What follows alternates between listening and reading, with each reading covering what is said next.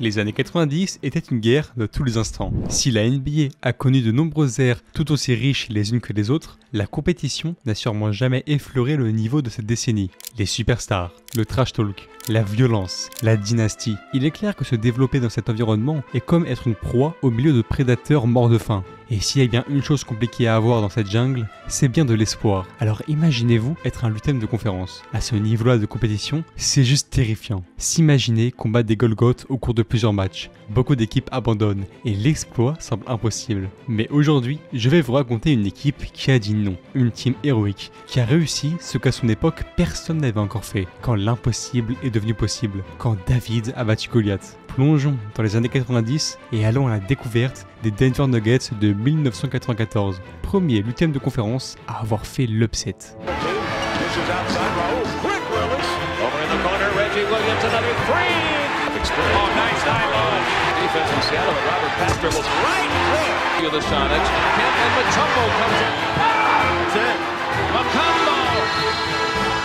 Embraces the ball and the unlikely upset, one of the great upsets in NBA playoff history.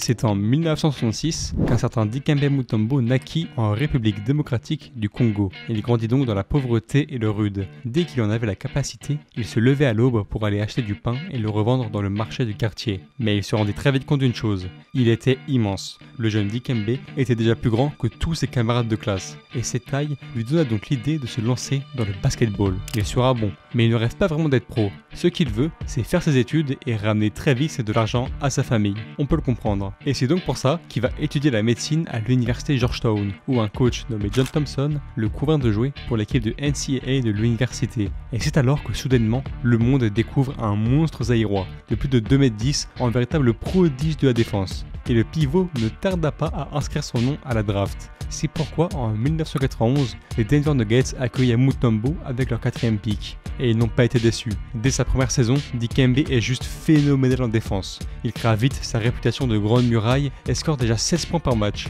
Dommage pour lui, un certain Larry Johnson le surpassa pour le trophée de rookie de l'année. Par contre, les Denver Nuggets, eux, peuvent jubiler. Ils ont trouvé leur futur.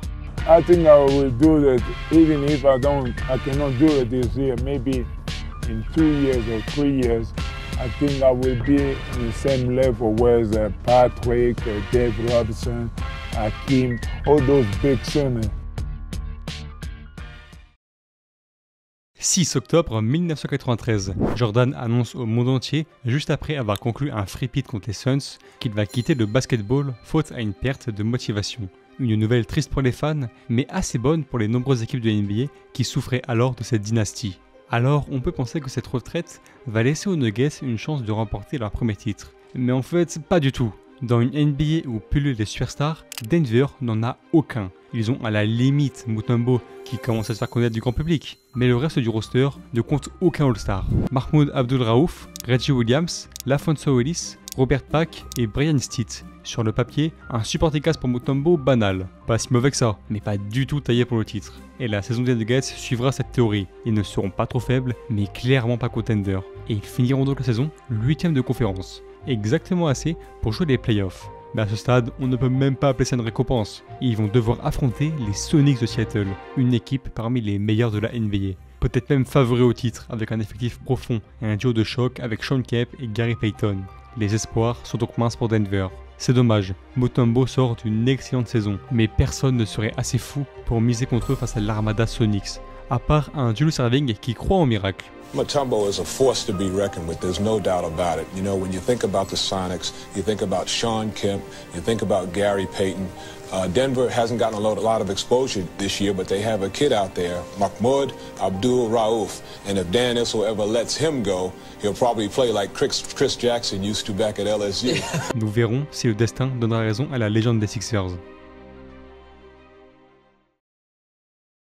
La série est prête à commencer. Il est bon de rappeler que nous sommes en 1994 et qu'il suffit donc que 3 matchs pour conclure la série. Toute la ville de Seattle est en ébullition. Ils vont enfin voir leurs surpuissantes équipes au sommet. Ils en sont persuadés. Et les 2 premiers matchs de la série donnera raison à cette pensée. Les Sonics roulent sur Denver. Les matchs ne sont même pas serrés. Et Kemp et Payton forment un duo de légende. Le choc est violent. Qui aurait pu imaginer cette équipe de Denver battre ce chef-d'œuvre? Après ces deux matchs, Dan Issel, le coach des Nuggets, dira lui-même que les matchs qui suivront serviront plus pour l'expérience que pour une réelle compétitivité. Cette série est finie. À moins d'une énorme erreur, les Sonics vont passer au second tour. Mais ils vont faire une erreur. Il va leur manquer une qualité primordiale pour gagner, l'humilité. Après ces deux matchs, les Sonics prennent clairement le melon. Reggie Williams, arrière des Nuggets en 1994, dira même des années plus tard que Seattle n'avait prévu qu'une seule nuit à l'hôtel, comme si le sweep était la seule issue. Et ça va vraiment énerver les Nuggets, mais surtout Mutombo et Williams. Et on peut dire qu'énerver ces bestiaux à ces moments-là n'était pas du tout une bonne idée. Alors dans le match 3 de la série, les Nuggets roulent sur leur adversaire. Reggie Williams score 31 points et Mutombo met 19 points, 16 rebonds et 6 blocs, en plus de complètement lock Shawn Kemp. À ce moment-là de notre histoire, c'est déjà fou. Gagner un match contre cette équipe semblait déjà bien compliqué. Alors imaginez en gagner deux. Car oui, dans le quatrième match de la série, c'est cette fois-ci au tour de LaPhonso Ellis de prendre feu en inscrivant 27 points, accompagné de 17 rebonds. Et c'est pendant la prolongation que les Nuggets vont rouler sur leur opposant, terminant cette affaire 94-85. Les Sonics ont fait l'erreur de titiller un tigre qui a l'air assez colérique. Et Mutombo fera encore honneur à sa réputation de muraille avec 16 rebonds et 8 blocs. C'est juste incroyable, il est déjà à 23 blocs en 4 matchs de la série. Les deux organisations sont à égalité et les Nuggets passent du statut d'underdog à celui de héros. Le monde est subjugué. Ils découvrent un groupe soudé, 8e de conférence en train de faire tomber les favoris au titre.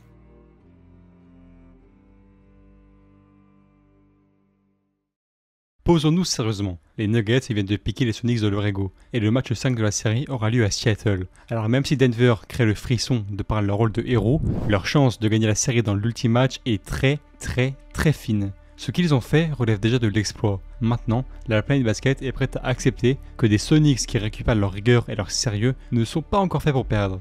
Alors l'entre-deux est fait, et devinez quoi, les Nuggets continuent d'assurer. Ils montrent qu'ils ne sont pas juste la résultante de mauvais matchs des Sonics, car dans cette salle chauffée à bloc contre eux, ils parviennent à résister à des Sonics cette fois-ci à un minimum honorable. En fait, ce match n'est même plus une question de 8e contre premier, c'est un très gros game entre deux organisations déterminées à accrocher une barrière de champion à leur plafond. Et on a l'habitude maintenant, dans cette série, chaque match est un héros différent côté Denver.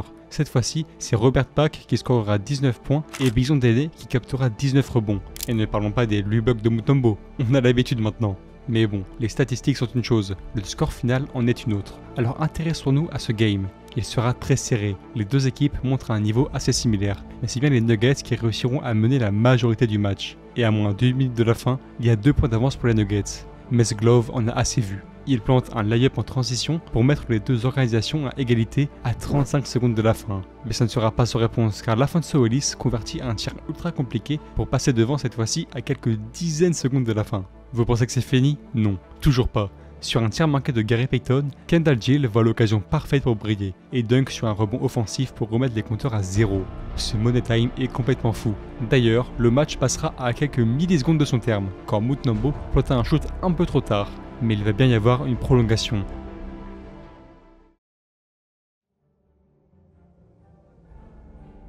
Les Nuggets qui menaient presque tout le 4e quart-temps sont en train de choke et le momentum est aux Sonics. Ça y est, il est l'heure pour eux de rendre les armes.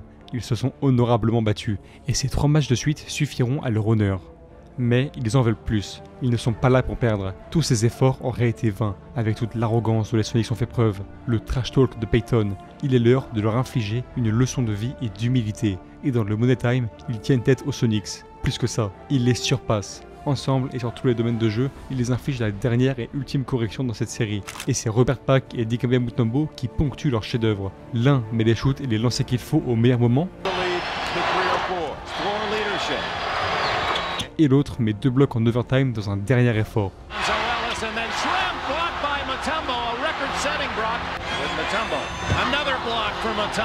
La dernière possession des Sonics sera complètement ratée et après un shoot manqué de Nate McMillan, Mutombo saute haut, le plus haut qu'il puisse faire, pour sceller son destin. Le temps avance, les secondes sont interminables et le buzzer sonne. Mutombo embraces the ball and the unlikely upset, one of the great upsets in NBA playoffs. The 8th seed, a team that was 2 games over 500 on the season. The Denver Nuggets, youngest in the NBA, have beaten the team with the best record in the NBA, the Seattle Supersonics. Supersonics. Mutombo s'est écroulé après le son du buzzer, en pleurs, au sol. Il le savait déjà. Une seconde après le terme, il avait marqué à jamais la NBA de son empreinte. Pour la première fois, un lutin de conférence venait à bout de la meilleure équipe de la NBA. Cette photo de lui deviendra finalement intemporelle et légendaire. Et encore maintenant, on peut parler de cet exploit comme l'une des plus grandes surprises arrivées à notre sport.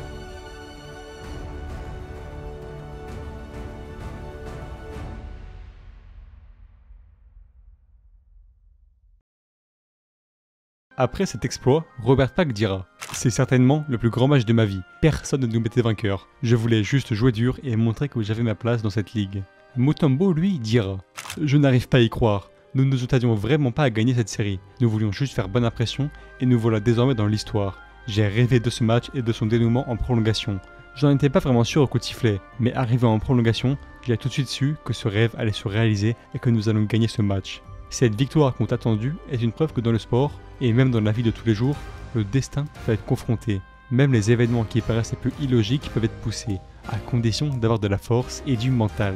Et ces qualités n'ont pas manqué aux Denver Nuggets, qui d'ailleurs ne passeront à rien de faire un deuxième exploit en poussant la série contre le Jazz en 7 matchs après avoir été mené 3-0. C'est dire à quel point cette team est incroyable.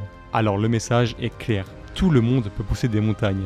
On peut donc dire que plus qu'une équipe héroïque, les Denver Nuggets de 1994 sont un exemple. Un exemple de volonté, de confiance et de mental. Prenons-en donc tous de la graine, car il est certain que nous tous, un jour, serons confrontés à plus fort que nous. Et ce jour-là, on ferait bien de penser à ce groupe que personne n'attendait, mais qui ont fini par faire l'impossible.